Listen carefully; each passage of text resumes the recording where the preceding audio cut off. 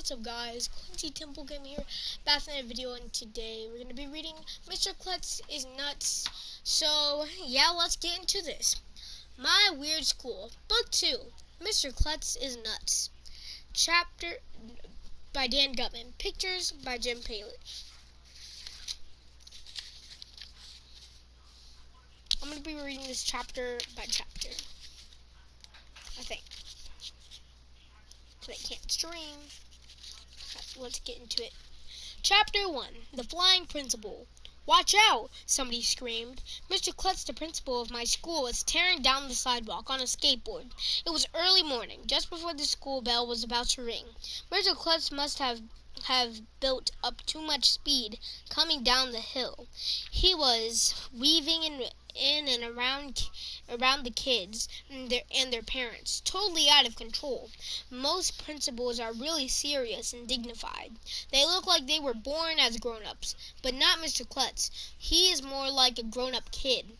When he isn't skateboarding to school, he rides his motorcycle, his scooter, or wears his inline skates.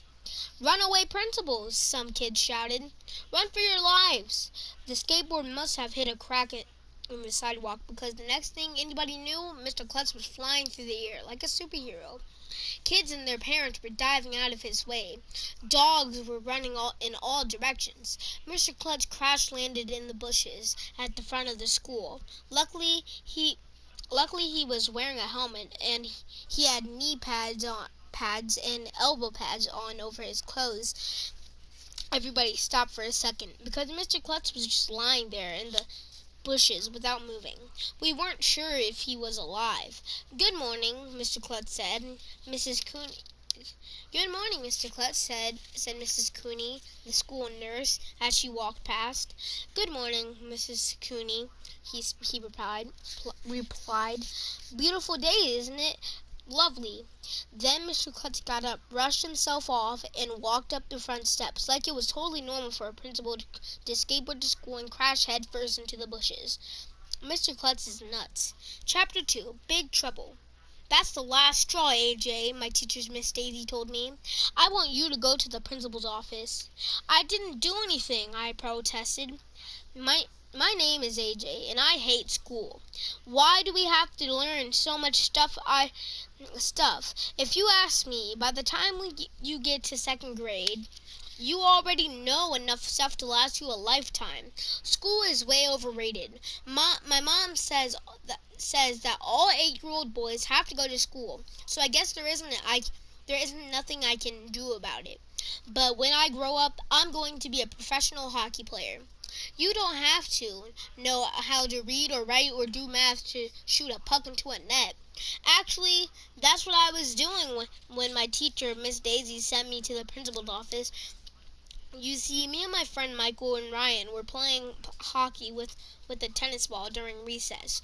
We were shooting the ball at a tree to score a goal. I shot one wild, and it landed over by a bunch of girls in our class. "Ouch, that hit me," shouted this girl named Annette. She was rubbing her leg like she had been hit by a train or something. "It was just a tennis ball, Annette. It was just a tennis ball. Annette is such a crybaby." "Hey, AJ," Michael hollered. "That counts as a goal." "How come?" I asked. "I missed the tree." "Well, you did hit the puck into a net. Get it? A net. A net. A net." Well, after me and Ryan got it, we thought that was just about the funniest joke in the history of the world. Miss Daisy didn't think it was very funny, though. She was already mad at me because I had forgotten to bring in my current event article for the 3rd week in a row. That's when she said that it was the last straw, and I had to go to Mr. Klutz's office. Chapter 3. The Principal is Your Pal. The principal is like the king of the school. He gets to tell everybody what to do and where to go. That is cool. If I can't be a professional hockey player when I grow up, I want to be a principal so I can boss teachers around. My friend Billy from around the corner who was in 2nd grade last year, told me that principals have a dungeon down in the basement of the school where they torture kids who misbehave. I don't know if Billy was telling the truth or not, but one time we had gym class and we passed by this open door in the basement, and there were all kinds of scary looking things in there. Michael said he saw chains hanging from the ceiling over a chair with straps on the arms and legs. So I guess that's what Mr. Klutz uses to torture bad kids. I was scared. I had never been to the principal's office before. On the way there, I stopped into the boys' bathroom. Maybe I could dig a tunnel out of the school and escape, I thought. My friend Billy told me he saw that in a war movie once. These guys dug their way out of the prison camp with a spoon, but I didn't have a spoon, and I didn't want to touch the floor of the bathroom anyway. Yuck! When I got to Mr. Klutz's office, his secretary made me sit in a chair for about a million hours. Mr. Klutz's door was closed the whole time. I wondered if he was torturing some other kid. I didn't hear any screams or anything. Finally, the secretary said I could go inside. I opened the door and was surprised to see Mr. Klutz hanging upside down from a bar near the ceiling. He had on boots that were attached to the bar. "What are you doing up there?" I asked. "Oh, just hanging around," Mr. Klutz said as he pulled himself out of his boots and jumped down onto the floor. When the blood rushes to my head, it helps me think.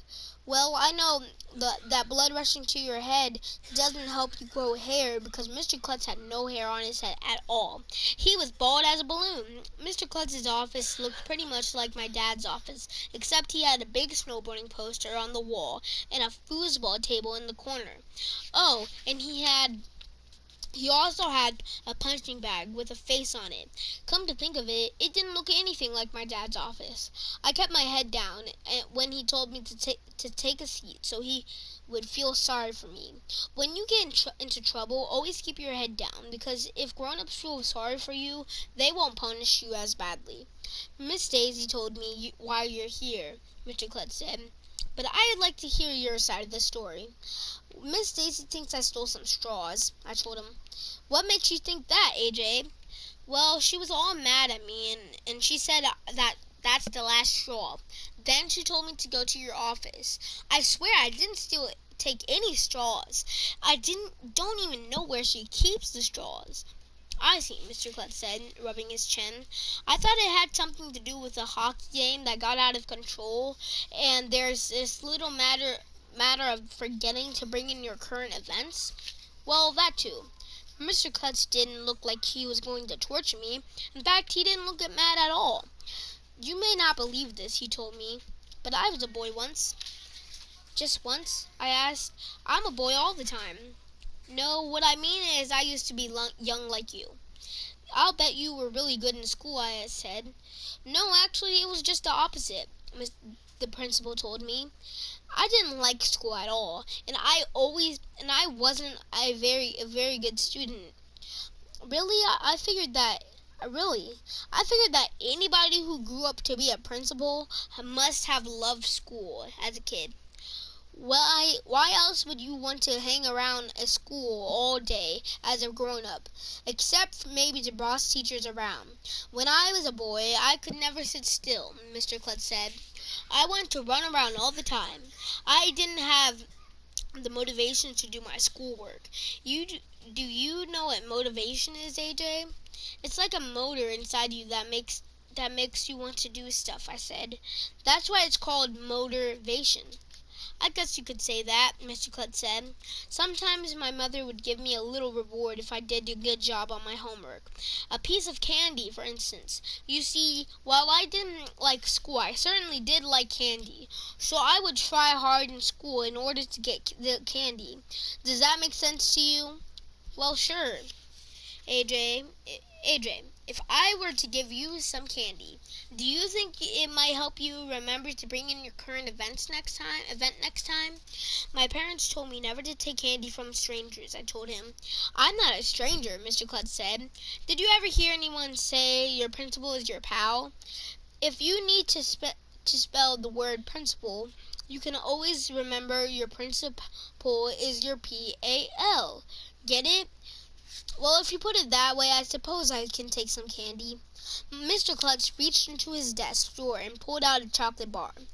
It was the kind with marshmallows inside and caramel. My mouth was watering.